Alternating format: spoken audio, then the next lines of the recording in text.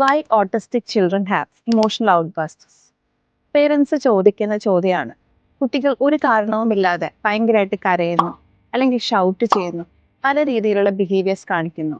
എന്തുകൊണ്ടായിരിക്കും ഇതെന്ന്? Actually autistic കുട്ടികൾ അവരുടെ ഇമോഷൻസിനെ പല രീതിയിലാണ് പ്രോസസ്സ് ചെയ്തെടുക്കുന്നത്. ബ്രൈറ്റ് ലൈറ്റ്സ്, ലൗഡ് ആയിട്ടുള്ള നോയ്സ്, അവരുടെ റുട്ടീനിൽ ഉണ്ടാകുന്ന പെട്ടെന്നുള്ള മാറ്റം, ഇതൊക്കെ അവർക്ക് ഓവർവെൽമിംഗ് ആയിരിക്കും.